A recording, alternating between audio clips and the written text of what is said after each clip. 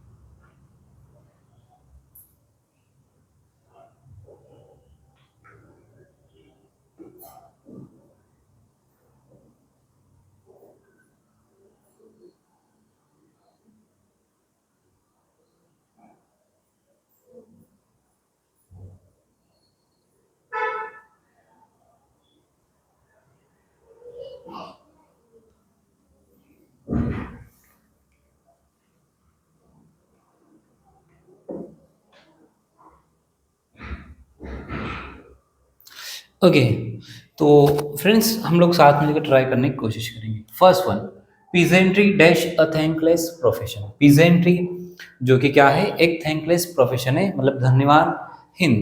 Thankless का मतलब होता है धन्यवादहीन। ये वर्ड बड़ा इंपॉर्टेंट है, ध्यान रखेंगे। थैंकलेस मतलब धन्यवादहीन, मतलब जिस चीज के लिए हम क्या होते हैं, किसी को धन्यवाद नहीं बोलते हैं। तो यहाँ पे हम लोगों ने कल देखा है कि पीजेंट्री के दो मीनिंग होते हैं। पीजेंट्री, अगर आप पीजेंट्री का मीनिंग लेके चल रहे हैं खेती बाड़ी प्रोफेशन के रूप में, अगर इसका मीनिंग निकालेंगे तो अब आपको इसको सिंगुलर फॉर्म में देखना है। और अगर आप पीजेंट्री का मतलब किसान वर्ग के लोग से निकालेंगे, तब इसको आपको प्लूरल फॉर्म में यूज करना है। यहाँ पे देखेंगे इस सेंटेंस में हम पीजेंट्री मतलब व्यवसाय की बात कर रहे हैं, ये जो प्रोफेशन की बात कर रहे हैं, तो फिर हम क्या कह रहे हैं कि खेती बाड़ी एक थैंकलेस प्रोफेशन है, मतलब कि धन्यवादहीन कार्य है। ठीक है, जिसके लिए हम कभी धन्यवाद नहीं कहते। तो जहाँ पे आप पीजेंट्री का मतलब क्या निकाल रहे हैं, खेती बाड़ी से। ठीक है, तो इसको हम सिंगुलर नाउन में यूज करेंगे। अब देख रहे हैं यहाँ पे आपको ऑप्शन में लास्ट में ब्रैकेट में बी दिया हुआ है। तो बी कहने का तात्पर्य क्या है, जब आपको एग्जाम में से ब्रैकेट में बी दिया जाएगा, दैट मीन्स वो आपसे चाहते हैं कि आप जो आपके प्राइमरी ऑक्सिलरी वर्ब होते हैं, इज एम आर या वॉज वर, इनमें से कुछ भी एक प्रयोग करें। ठीक है, बी का मतलब ही होता है ये 5 वर्ब। बी के जो होता है, बी हमारा प्राइमरी ऑक्सिलरी वर्ब होता है, और इसकी 5 हेल्पिंग वर्ब बनते हैं, is am are was were. ठीक है, यहाँ पे वो हमसे चाह रहा है कि हम is am are was were में से कुछ भी एक हेल्पिंग वर्ब का प्रयोग करें। ठीक है, तो आप देख सकते हैं पीजेंट्री, यहाँ पे खेती बाड़ी एक व्यवसाय है, एक वचन में इसको हम यूज करेंगे, तो peasantry is a thankless profession.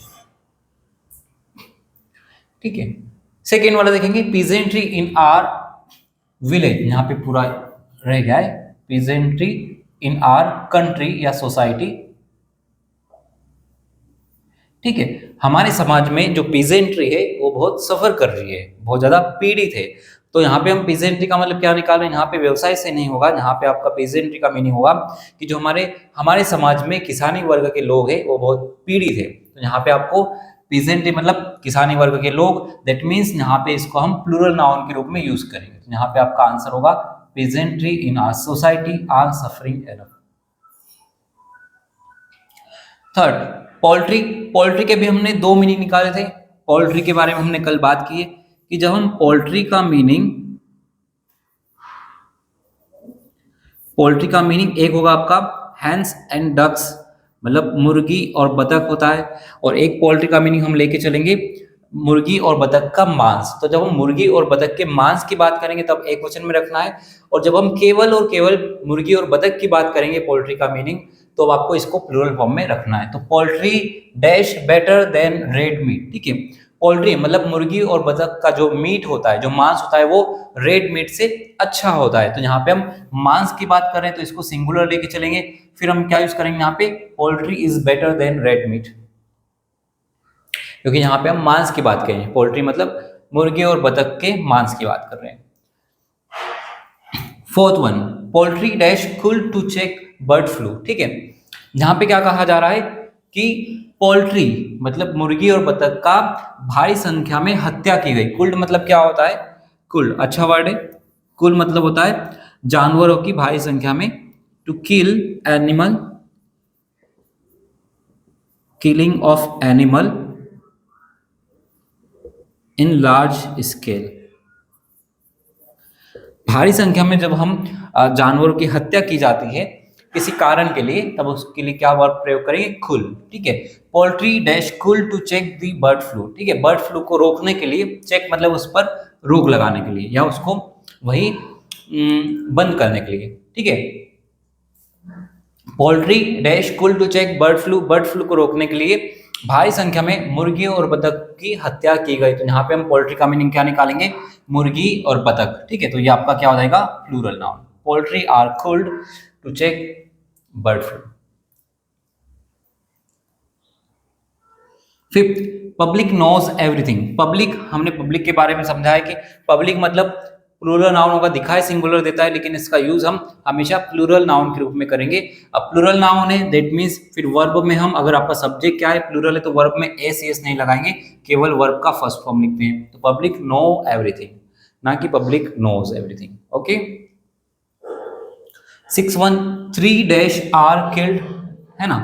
Dear, dear मतलब हिरण की बात कर रहे हैं। तो हमने कल समझा है कि हिरण, फिश, और आपका और भी हमने देखा है कि शिप ऐसे नाउन होते हैं जिनका सिंगुलर और प्लूरल दोनों एक ही वर्ड होता है। इनका सिंगुलर भी डियर का सिंगुलर भी डियर लिखेंगे और प्लूरल भी डियर लिखेंगे। फिश का सिंगुलर फॉर्म भी डियर होगा और प्लूरल फॉर्म भी डियर होता है। वैसे ही शिप का भी हमने देखा है कि सिंगुलर और प्लूरल फॉर्म शिप ही होता है। तो यहाँ पे उसके बारे में बात की गई।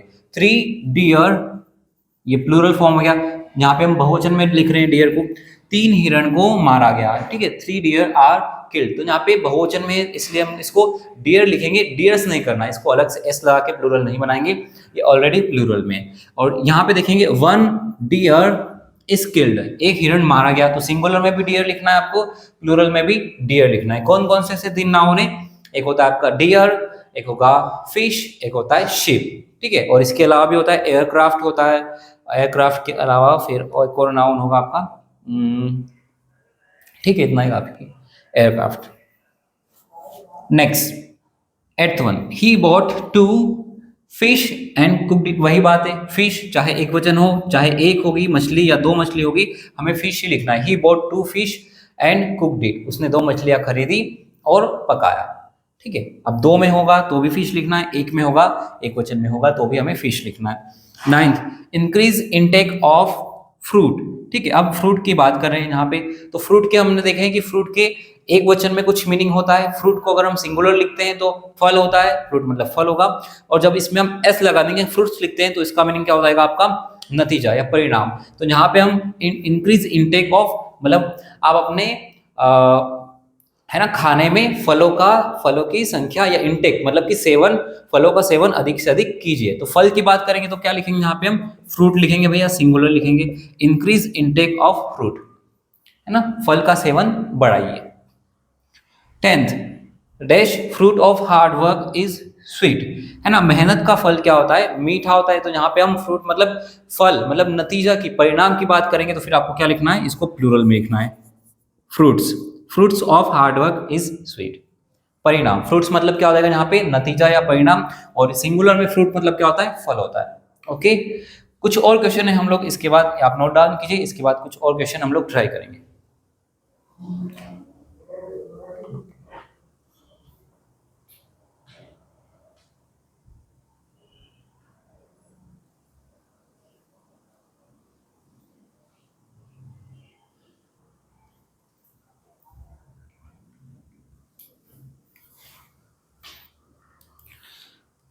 ओके, कुछ और क्वेश्चन हमारे सामने हैं, उनको सॉल्व करने की कोशिश करेंगे। ठीक है, like first one, I have many dash today, आज मुझे बहुत काम है। तो हमने कल वर्क के बारे में भी पढ़ा है कि वर्क को सिंगुलर अगर हम लिखेंगे, वर्क के दो मीनिंग होंगे। अगर वर्क को हम किसी काम या कार्य के बारे में लिखना है तो आपको इसको सिंगुलर नाउन रखना है। लेकिन अगर वर्क मतलब कि कोई साहित्य, किसी लेखक, किसी कवि की साहित्य रचना या फिर फैक्ट्री के बारे में अगर बात करेंगे तब इसको हम प्लूरल रख सकते हैं। ठीक है, तो यहाँ पे हम बात करें आई हैव मेनी वर्क टुडे, आज मुझे बहुत काम है, तो यहाँ पे हम काम की बात कर रहे हैं तो फिर आपको क्या लिखना है, सिंगुलर रखना है, I have many work today. Second देखेंगे, I have read many dash of Shakespeare. ठीक है, मैंने शेक्सपियर जो लेखक हैं, एक लेखक है भैया, तो इनके मैंने बहुत सारी रचनाएं या कृतियां पढ़ी है, मतलब बहुत सारी इनकी किताबें या इनकी रचनाएं पढ़ी है। तो यहाँ पे हम वर्क का मतलब काम से नहीं निकाल रहे हैं, बल्कि किसी कवि की साहित्य या रचना के बारे में बात करने, तब इसको क्या लिखना है, प्लूरल फॉर्म में लिखना है, I have read many works of Shakespeare. ठीक है, थर्ड, न्यूज के बारे में बात करेंगे। तो न्यूज को भी हमने कहा है कि न्यूज भी हमेशा क्या होगा आपका, हमेशा सिंगुलर नाउन होता है, दिखता प्लूरल है लेकिन होता सिंगुलर है। नो न्यूज, ठीक है, गुड न्यूज। ठीक है, किसी खबर का ना होना ही अच्छी खबर है। ठीक है, बी फॉर्म में यूज करना है, मतलब इज एम और वाज ऑन में से आपको चूज करना है, तो यहाँ पे हम सिंगुलर सब्जेक्ट के साथ में इज लगाएंगे, no news is good news. Maths, अब सब्जेक्ट की बात करें तो हमने ऑलरेडी पढ़ा है कि जो सब्जेक्ट होते हैं अगर आपको दिखाई प्लूरल फॉर्म में दे रहे हैं लेकिन विषय है, वो अगर विषय है, कोई सब्जेक्ट है, आपके पढ़ने की पढ़ाई के विषय है, तो फिर उसको सिंगुलर फॉर्म में लिखना है। Maths dash my favourite subject, maths जो है मेरा फेवरेट सब्जेक्ट है, बी फॉर्म यूज करना है, मतलब यहाँ पे सिंगुलर सब्जेक्ट के साथ में इज लगाएंगे, maths is my favourite subject. फिर politics dash not my cup of tea. ठीक है, राजनीति या पॉलिटिक्स जो है सब्जेक्ट की बात करें, फिर से हम यहाँ पे पॉलिटिक्स विषय जो है वो हम मेरे बस की बात नहीं है। ठीक है, not my cup of T, my cup of T मतलब मेरे बस की बात ना होना। ठीक है, बी फॉर्म में यूज करना है, फिर सब्जेक्ट है सिंगुलर लिखा, politics is not my cup of T. 6.1, politics of Marx and Gandhi. ठीक है, डैश पोल्स अपार्ट, यहाँ पे हम क्या बात करें, यहाँ पे पॉलिटिक्स का मतलब क्या हो रहा है कि विषय की बात नहीं कर रहे हैं, यहाँ पे हम पॉलिटिक्स राजनीति विषय की बात नहीं कर रहे हैं, बल्कि हम क्या बात कर रहे हैं कि जो कार्ल मार्क्स थे और गांधी जी, इनकी जो राजनीति के ऊपर विचार थे, इनके व्यूज जो थे उनकी बात कर रहे हैं। तो मतलब कहा जा रहा है कि मार्क्स और गांधी जी की जो राजनीति के ऊपर विचारधारा थी वो क्या है, पोल्स अपार्ट, मतलब बहुत विपरीत थी। पोल्स अपार्ट मतलब कि भैया विपरीत होना, एक दूसरे के बिल्कुल भिन्न या विपरीत होना, अलग अलग होना। तो यहाँ पे हम क्या बात कर रहे हैं, अगर हम पॉलिटिक्स सब्जेक्ट की बात ना करते हुए विचारधारा की बात करेंगे, तो विचारधारा किसकी बात करें भैया, मार्क्स और गांधी दोनों की विचारधारा की बात करें, मतलब दो व्यक्ति की बात कर रहे हैं, तो प्लूरल होगा, तो फिर क्या लिखेंगे हम, are, politics of Marx and Gandhi are poles apart. ठीक है, तो ये कुछ क्वेश्चन हमने और देखे हैं। इसके बाद नाउन के कंसेप्ट क्लियर हो गए हैं सारे, और हम प्रीवियस से क्वेश्चन करते रहेंगे। कल से हम नया चैप्टर स्टार्ट करेंगे एमपीएसआई के लिए स्पेशल बैच में, जो कि होगा आपका next chapter, that is pronoun. ठीक है, तो आप लोग और नाउन की क्वेश्चन सॉल्व कर सकते हैं। ठीक है, थैंक यू सो मच।